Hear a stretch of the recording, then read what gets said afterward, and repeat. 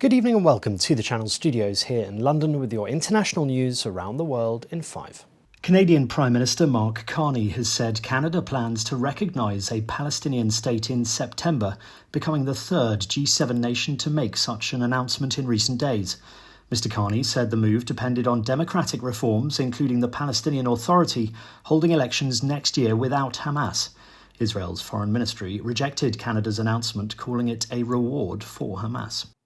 Canada has long been committed to a two-state solution. An independent, viable, and sovereign Palestinian state living side by side with the state of Israel in peace and security.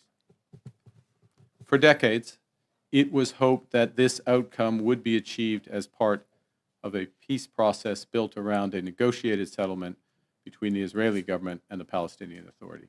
Meanwhile, a hospital says more than 50 Palestinians were killed and 400 others injured while waiting for food near a crossing in northern Gaza. Footage showed casualties from the incident near the Zikim crossing being taken on carts to Al-Shifa Hospital in Gaza City. Gaza's Hamas-run civil defense agency said Israeli forces fired at crowds gathered around lorries. The Israeli military said troops fired warning shots, but that it was not aware of any casualties. Separately, the US Special Envoy Steve Witkoff is due to meet Israeli officials who are considering punitive measures against Hamas after ceasefire and hostage release deal talks stalled last week. 8 people have been killed and more than 130 others wounded in a barrage of Russian drone and missile strikes across several districts in Kyiv that brought down an apartment block overnight. A 6-year-old boy and his mother were among the dead as more than 24 locations across the capital were hit. The mayor, Vitaly Klitschko, said 12 children were among the wounded, the biggest number of children wounded in Kyiv in one night since the full-scale war began.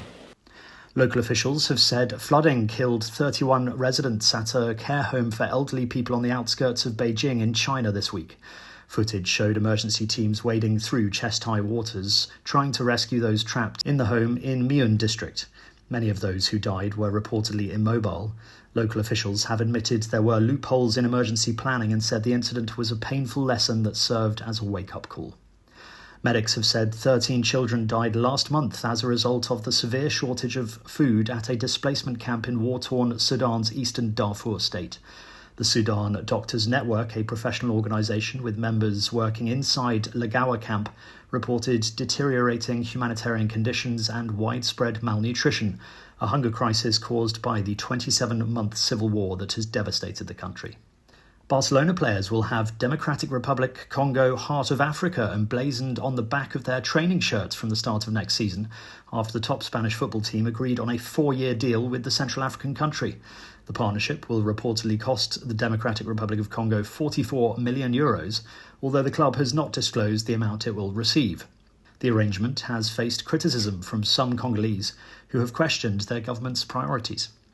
A storm is brewing in Kenya over the latest proposals to control the sale and consumption of alcohol, including raising the minimum drinking age from 18 to 21.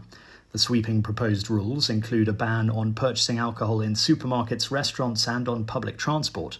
The authorities have defended the planned measures as necessary to address substance abuse, but many Kenyans have criticised the proposals as misguided and potentially destructive to the economy. And a researcher at an Australian university has discovered a new supersized species of stick insect in a remote rainforest in Queensland in Australia. Professor Angus Emmott identified the new Acrophila alta species in the canopies of the mountainous wet tropics region in the northeast of the country. James Cook University said the insects are roughly 40 centimetres long. This specimen weighs 44 grams, which is slightly less than a golf ball. And that's your international news around the world in 5. Now back to the Channel Studios in Lagos.